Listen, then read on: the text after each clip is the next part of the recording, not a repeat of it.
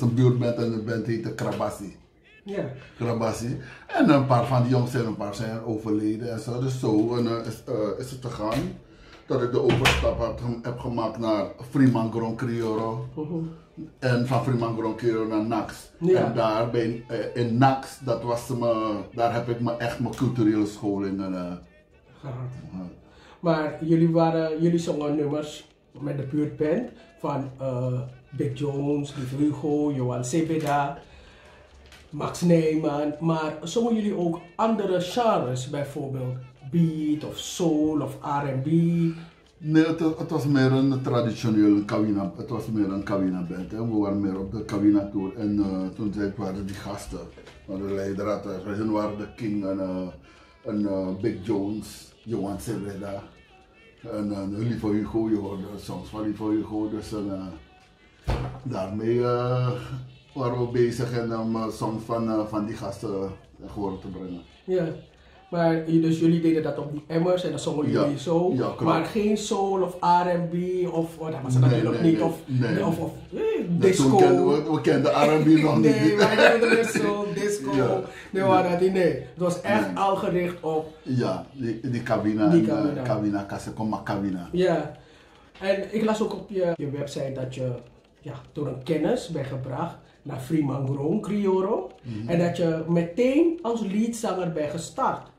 Dus Noah stage, Noah next, je staat binnen en je zingt meteen lied. Hoe gaat dat? Nou, je bent het of je bent het niet.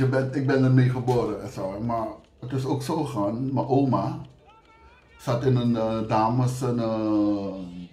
damesgroep. En, ik ben grootgebracht door mijn grootmoeder hoor. En ze heet Zonnestraal. En altijd op de zondagmiddag als ze een feest hadden. En zo toen de tijd had je de bands als Basmaal, Budel Combo, Jopie Friese, dat soort bandjes.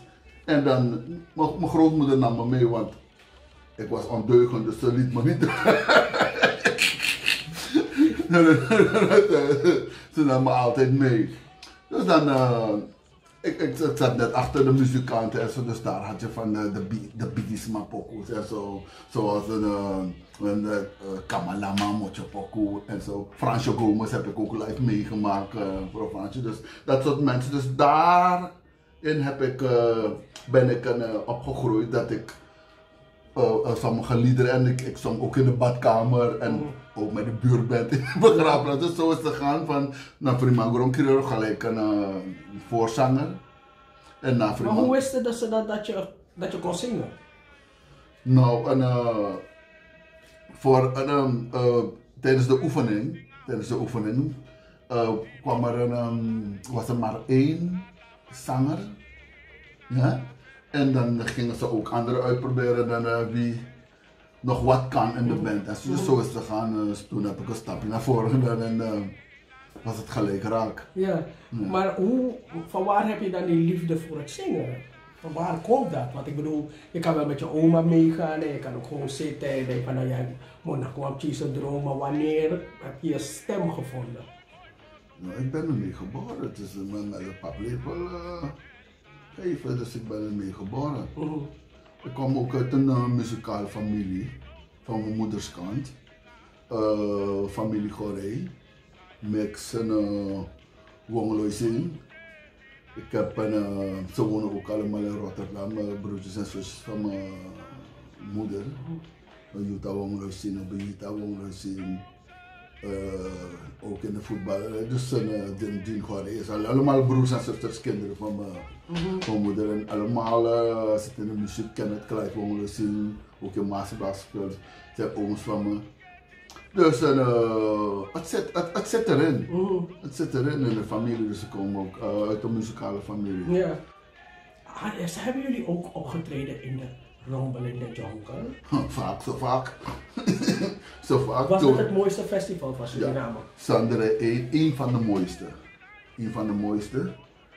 We hebben Sandere 1, had je die Rumble in the Jungle, ook Cola Creek, had je zo. Want dat was eigenlijk een internationaal festival, want ze kwamen over heel Zuid-Amerika, kwamen mensen naar de Rumble in the Jungle. Rumble in the Jungle. Ja. Ik weet het nog, Ik weet het nog. Hij lacht er zo lekker bij. Echt, we hebben dingen meegemaakt in Rumble. Ja. Echt. Rumble in de Jungle was geweldig. Rumble Het is in de Jungle. legendarisch. Ja, het was heel groot. Heel groot. Het was echt. Heel groot. Als je terugdenkt, Suriname, toen de tijd, je had ook grote festivals op het onafhankelijkheidsspelen. Ja. Ja, maar die Rumble in de Jungle, dat was echt... Ja. Dus als je erover nadenkt van hé, dat was Suriname en dat was zo. Ja, mensen gingen vanaf vrijdag daar zo een tentje op zetten. Echt. We gingen zondagnacht weer naar huis. Ja, klopt. Of maandagochtend. Ja, klopt. Je hebt het meegemaakt, hè? Maar nog even over die Sukrusani fluit. Hoe kom je erop? Sukrusani, die fluit hebben we overgenomen van Sopian Kawina Band. Oh, het bestond al? Ja, het bestond er al. Oké. Ja, dus die andere helft van de Sopian die we hebben genomen, hun zijn ermee gekomen. Ja, dus de helft van Sukrusani. Sukrusani is een overloop van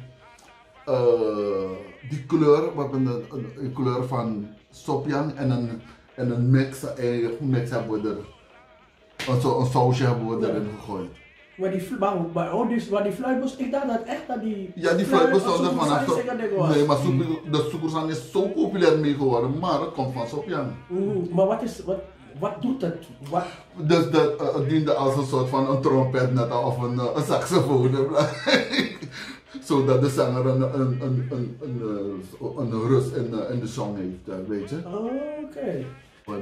Sukrusani is ermee populair geworden, maar het komt niet van Sukrusani, het komt van Sopian. Oké. Jawel. Dat wisten we niet. Ja.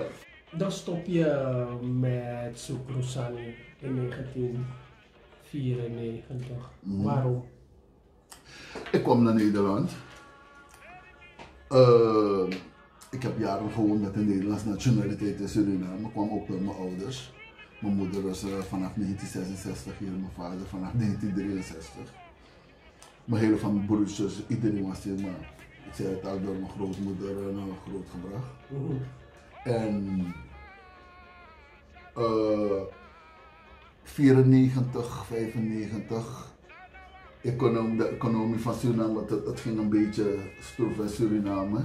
Daarvan zo, ik ga nu naar mijn mensen en de andere kant van de wereld bekijken en ook de andere kant van de muziek. Maar ik had de afspraak, ik heb de laatste tour met Sukrusani gemaakt, dat was 1993. Toen heb ik een afspraak gemaakt met de leider van Master Blaster, Ramon Valapara. Ik zei van, ik ga naar Suriname, maar ik kom terug. In maart, daar kom ik voor goed. Toen zei hij van, als je komt, kom je gelijk in Master Blaster, ja. Dus zo is het gegaan. En, was Sukrusani toen op? Nee, Sukrusani was niet op, Sukrusani was er nog. Dus een Henry Zeder, was er nog een Michael Dera, een Stoffie zei van nee, als jij weg gaat, ga ik ook weg. Dus hij is er, toen ik naar de ben gaan, is hij uit Sukrusani gaan en Glenn Snow uit ISAC zijn hun met Sensation begonnen. De groep Sensation. En kwam ik naar Nederland, dus Henry is doorgegaan met de band, 2 jaar, verder tot 1996. Ik was in Nederland, had hij nog een hit gemaakt van het nummer van You Yellow Me. Van Yellow Lang Baka, Lang You Yellow Me. Dus na 92 kwam hij naar Nederland. Dus heb ik hem ook even gehaald bij Master Blaster 3 maanden. En daar zijn we begonnen met ons eigen bandje Sukur Masters en de